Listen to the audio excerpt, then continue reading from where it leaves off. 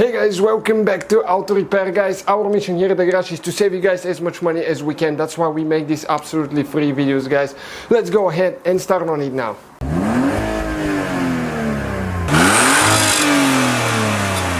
Hey guys, welcome back to Auto Repair guys. Today we're working on that E-Class W211 and we'll show you guys how to remove and replace the buttons, the switches right here, the switches for the Airmatic.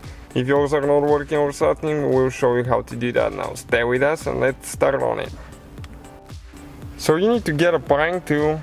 Okay, we have the links for the tools we use on our website mechaniclifestyle.com, and towards the front side you need to lift it up. Okay, then you're going to pull it out and we have the wires, okay, right here.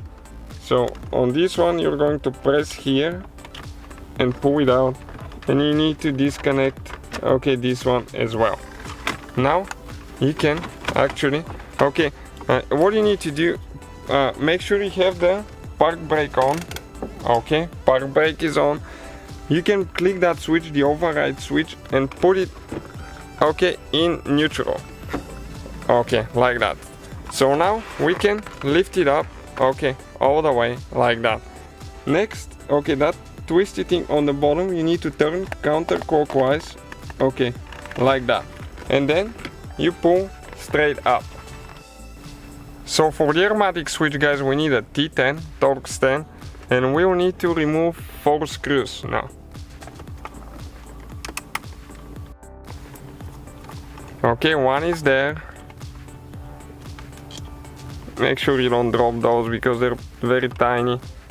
One on the other side, and also after that we'll have 2 more right here that we'll need to remove.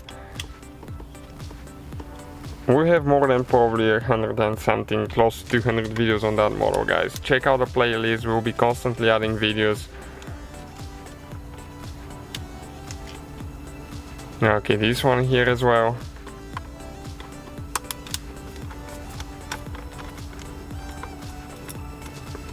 And now that one.